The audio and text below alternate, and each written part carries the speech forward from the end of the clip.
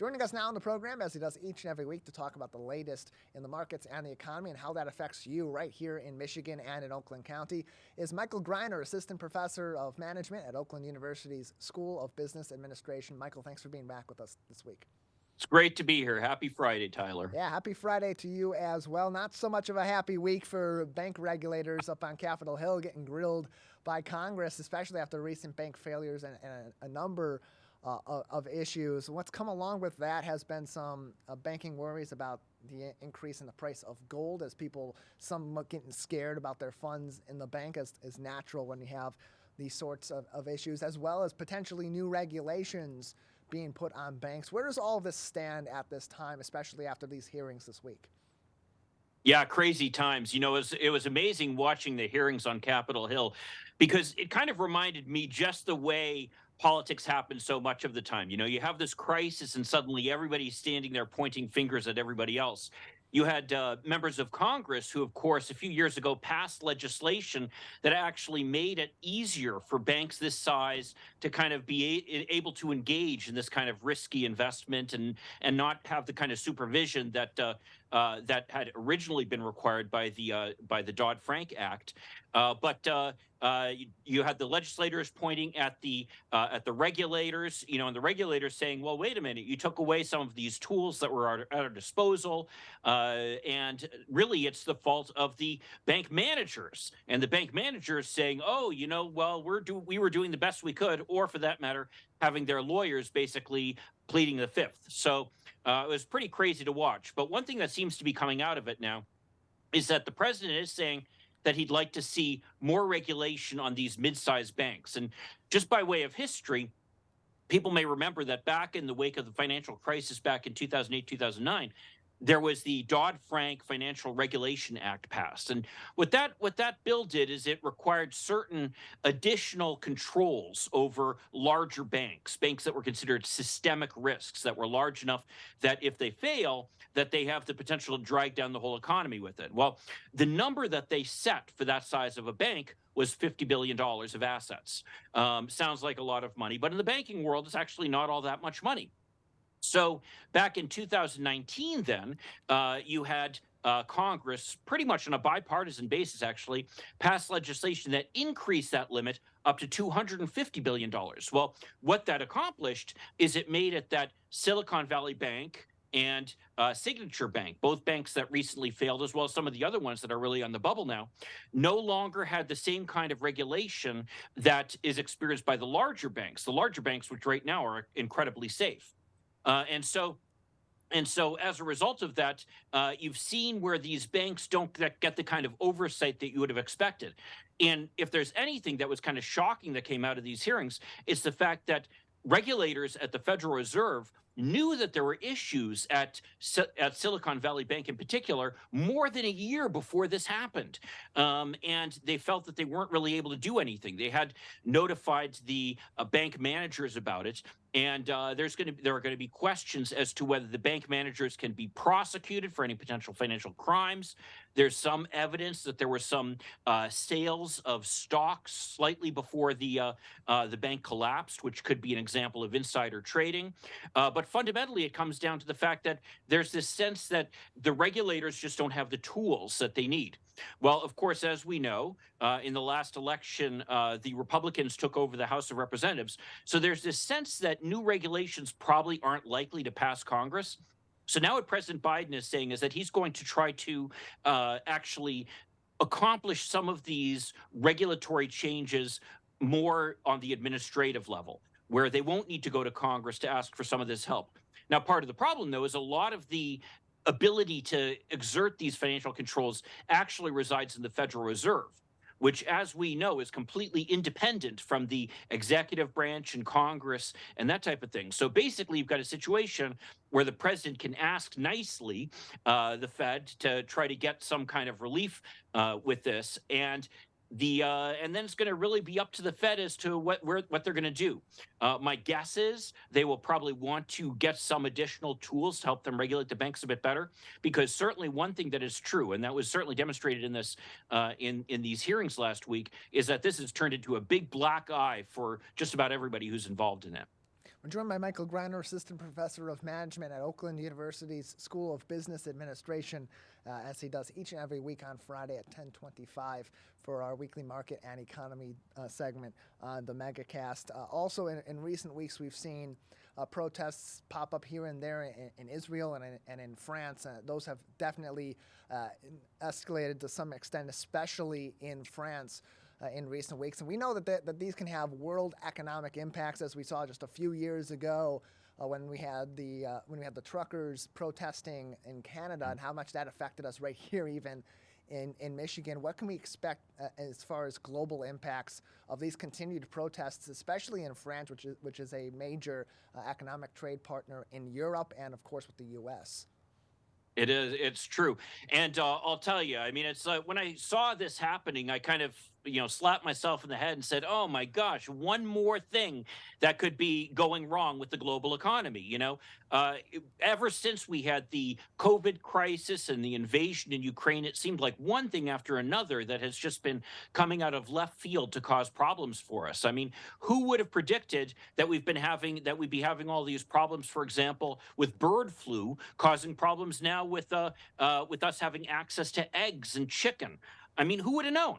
But as it turns out, it's just one more thing. This one, though, seems like a bit more of a self-inflicted wound, both on the part of the French and the Israelis.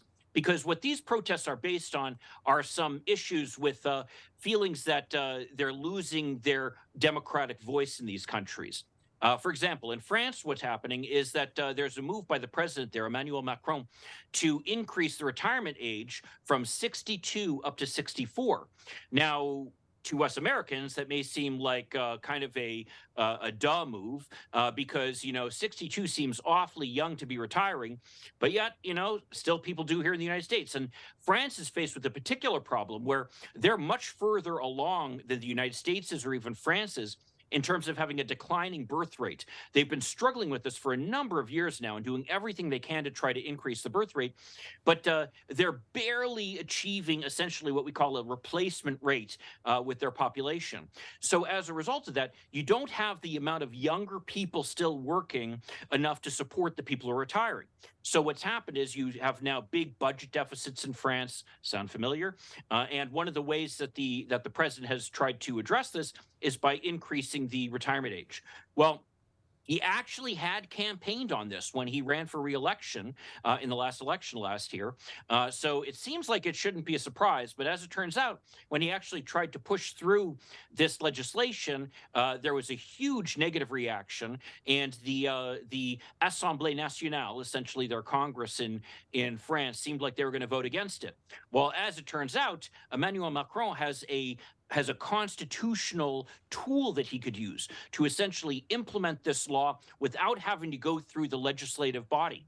And he did that, prompting a lot of outrage among people across the country and basically national strikes shutting down the country. And that then is going to have, as you say, some real ramifications, especially across Europe. Because you have to remember, France is the second largest economy in the European Union, a very substantial trading partner to the United States. And so, any businesses that are doing business in France, they're going to be impacted by this. But you can't underestimate also the impact of Israel. Israel is also a very substantial trading partner of ours, a very close ally of ours. And as a result of that, they've been having nationwide strikes that literally shut down the airport to protest the plans by the prime minister in Israel, Benjamin Netanyahu, to try to essentially change the rules to stop the power of the legislative body to be able, or I'm sorry, the judicial body to essentially step in and say that certain laws are unconstitutional, kind of the way that we do here in the United States. In Israel, though, they're kind of hampered by the fact that they actually don't have a constitution. So as a result of that, everything is kind of done based upon laws, and they're very easy to change, much easier to change, say, than here in the United States where we have our constitution.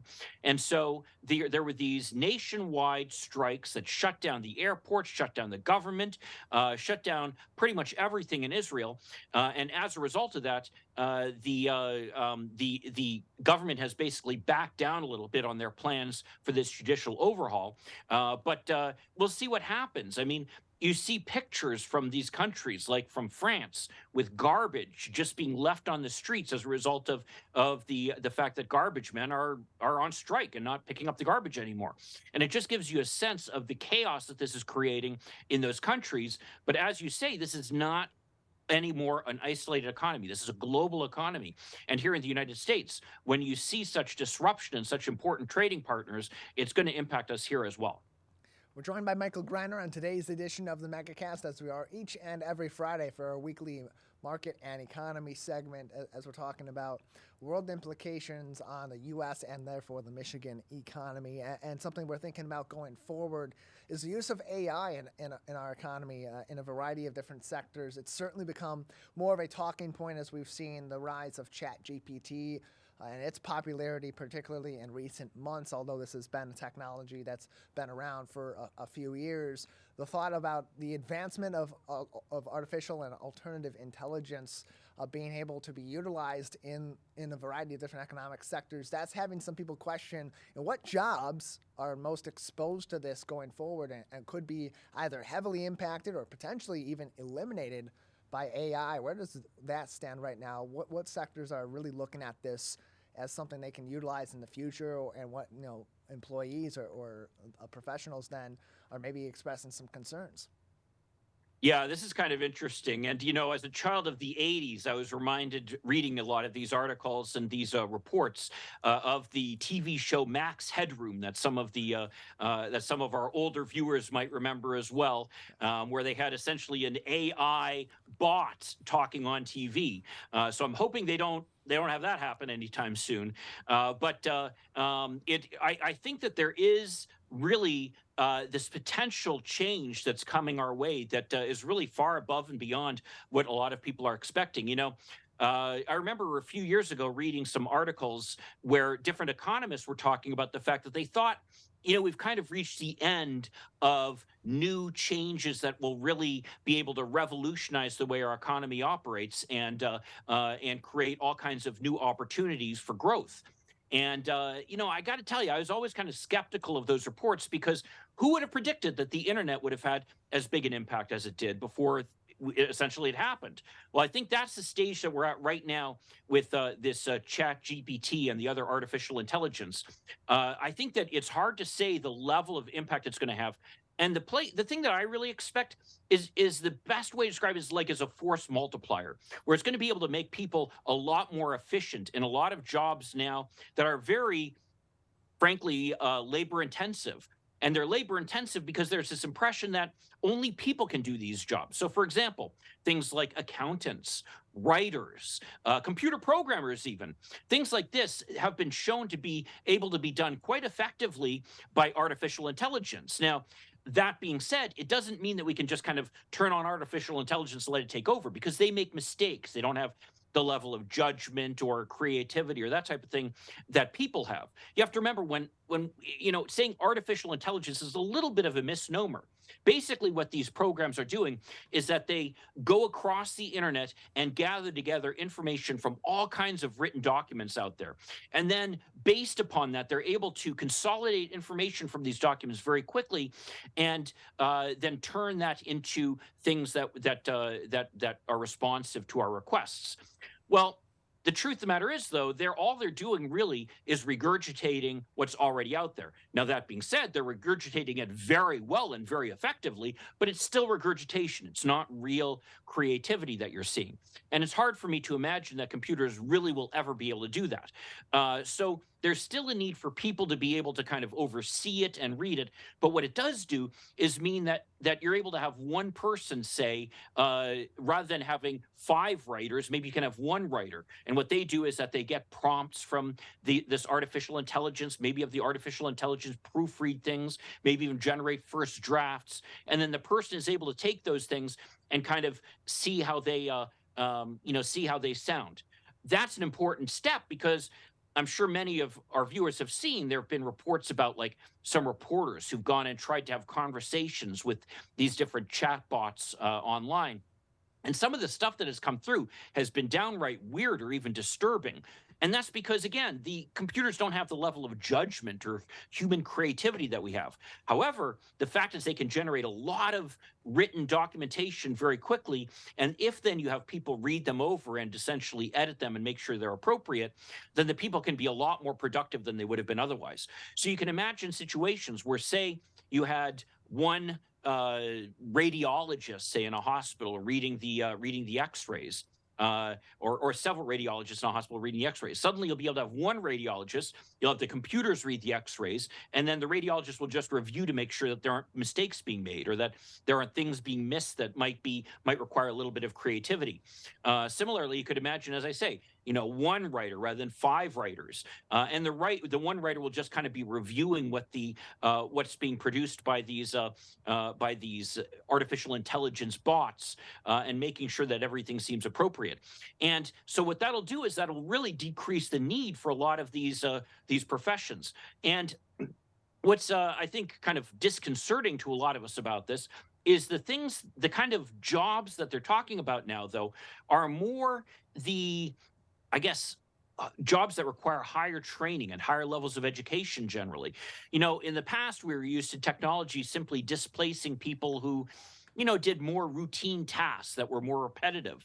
But now we're looking at technology actually being able to displace people who have higher levels of education and training. And so that's kind of a scary thing to a lot of us out there.